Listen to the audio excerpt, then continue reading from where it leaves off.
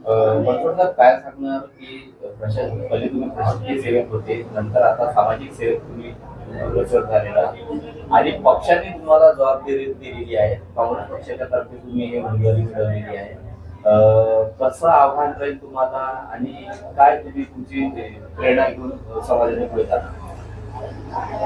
नमस्कार. मी पोलीस खात्यातच नोकरी करत असताना सुद्धा अडचणीत असलेल्या समाजातील लोकांना मी बऱ्याच प्रकारे मदत केलेली आहे. समाजकार्यसुद्धा केलेलं आहे आणि सर्व समाजासोबत माझे चांगले संबंध, सर्व सामाजिक कार्यात भाग घेतलेला आहे. आणि नंतर रिटायर झाल्यावर, सेवानिवृत्त झाल्यावर मग तरीसुद्धा मी आमचं एक सेवानिवृत्त पोलीस अधिकारी संघटना आहे, त्याचा मी शाक्य संघाचा मी अध्यक्ष आहे. आणि तसेच अनेक बुद्धविहाराच्या समितीशी मी जोडलेलो आहे आणि शाक्य संघामार्फत आम्ही बरेचसे समाजकार्य केलेले आहेत. आणि ही शाक्य संघटना जी आहे ती संपूर्ण महाराष्ट्रात आहे. त्यामध्ये सोलापूर, नांदेड, लातूर, पुणे, जालना, अमरावती, वाशिम अशा सर्व जिल्ह्यातले कर्मचारी आमच्याशी जोडलेले आहेत. दरवर्षी ते दसऱ्याला येतात. आम्ही दसऱ्याला तिथे बाबासाहेबांना आम्ही वंदन करतो, सलामी देतो.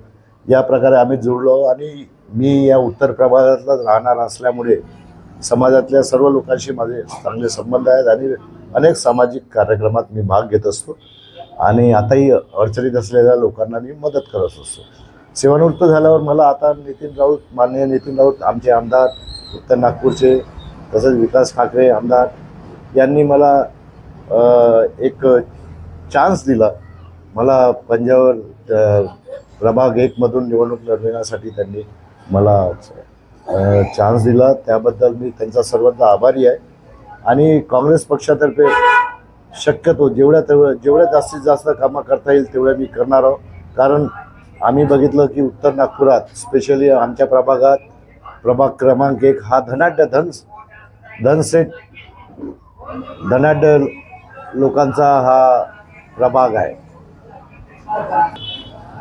त्यात नगरसेवक नाही तर ते नगरसेठ लोक आहेत. नुसतं पैशाच्या बळावर आणि ईव्हीएमच्या जोरावर आलेले आहेत.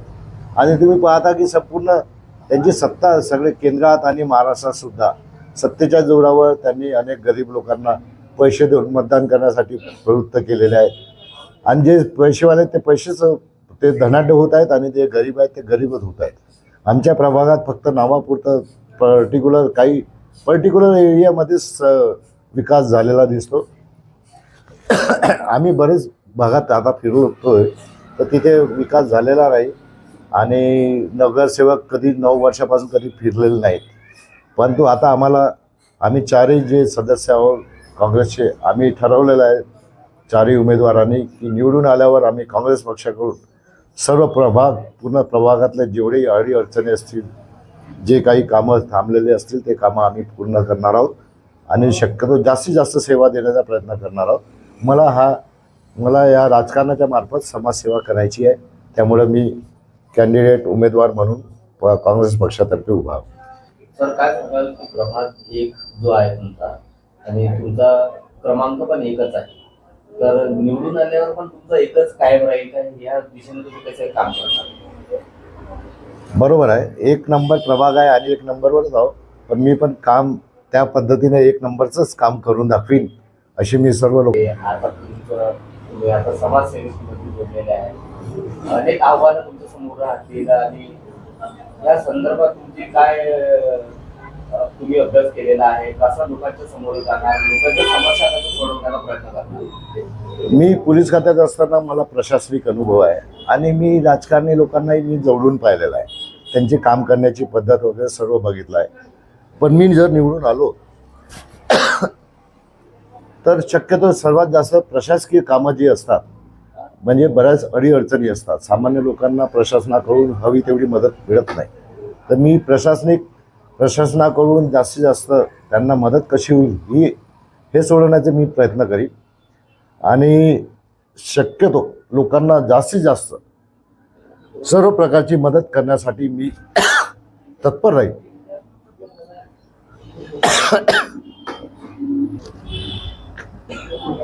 काय सांगाल तुम्ही तुमच्या कामाबद्दल? मी जास्तीत जास्त नागपूर महानगरपालिकेचे जे प्रशासकीय काम आहे आणि प्रशासनाकडे अनेक लोकांच्या अडीअडचणीच्या तक्रारी अजूनही प्रलंबित आहेत. त्या तक्रारी प्रशासनिक पद्धतीने आणि संवैधानिक पद्धतीने मी सोडवण्याचा नक्की प्रयत्न करेन. लोकांच्या अडीअडचणी सुटल्या पाहिजे याकडे लक्ष देईल. अधिकारी वर्गावर अधिकारी कसे करतात, कर्मचारी कसे कामं करतात यावर मी नियंत्रण ठेवण्याचा प्रयत्न करेन. मी सडक बांधून देईन किंवा रस्ते बांधून देईन किंवा गटर बांधून देईन याची मी आत्ताच तुम्हाला मी शब्द देत नाही, पण मी आधी करून दाखवीन आणि नंतर मग तुम्हाला सांगेन. परंतु प्रशासनावर मी नक्की माझं नियंत्रण राहील प्रशासकीय कामावर. त्यांना कारण बरेच अधिकारी कर्मचारी महानगरपालिकेचे फार माजलेले असतात, त्यांना वठणीवर आणण्याचं काम मी नक्की करेन. ठीक आहे. प्रभाग 1 मधून तुमच्या खात्याला तुमच्या सोबतीला आणि तुमचा जो प्रभाग आहे त्या प्रभागामध्ये कोणते कोणते एरिया आहेत आणि कोणत्या एरियामध्ये काय काय कामं रखडलेले आहेत त्यांना तुम्ही पूर्ण करा. आमच्या प्रभागामधून काँग्रेसकडून मी मधून उभा आहे आणि मधून एक महल्ले मॅडम आहे, सिंधू महल्ले, आणि तसेच मधून निर्मल बोरकर म्हणून मुलगी मधून उभी आहे आणि मधून सुरेश जग्यासी आहे. आम्ही चौघांनी कोऑर्डिनेशन करून चौघांनी ठरवलेलं आहे. आम्ही चौघही फिरत आहोत पूर्ण प्रभागात आणि प्रभागात फिरत असताना आम्हाला हे असं आढळून आले की बऱ्याच ठिकाणी रस्ते नाही आहेत, गटर लाईन फुटलेले आहे, पाणी जमा झालेलं आहे आम्ही तिकडे. आणि हा प्रभाग फक्त जरीपटकाचा विकास झालेला दिसतो. जरीपटकानंतर जो भीम चौकापासून जो नारापर्यंत फाजऱ्यापर्यंत जर आपण पाहिलं आणि इकडे समतानगर आणि तिकडे आर्यनगर ओमनगर आम्ही गेलो होतो तिकडे, तर तिथे रस्ते नाहीत, अजूनही कच्चे रस्ते आहेत. तिथे गटर फुटलेली आहे, पाणी जमा आहे, लोक वैतागलेले आहेत. लोक आम्हाला म्हणू लागले की तुम्ही आता आम्हाला हे फक्त मतदान करायला येता. आणि आम्ही म्हटलं बा सरकार शेवटी पूर्वीचे जे उमेदवार होते ते सगळे BJPचे होते. BJPच्या लोकांनी त्यांचं काम करून द्यायला पाहिजे होतं. परंतु फक्त आमच्या प्रभागातून 10% विकास झाला असेल, तोही फक्त जरीपटक्याचा. कारण इथला नगरसेठ जो आहे, नगरसेवक नाही नगरसेठच आहे, तो असल्यामुळे त्यांनी फक्त आपल्या भागाचाच विकास केलेला आहे. आणि आम्ही नक्की प्रयत्न करून की गटर रस्ते त्यांचा पाण्याचा प्रश्न इलेक्ट्रिकचा प्रश्न आम्ही सोडवण्याचा नक्की प्रयत्न करू, असा आम्ही ठाम निर्धार चौघही उमेदवारांनी केलेला आहे. ठीक. जय भीम, जय संविधान.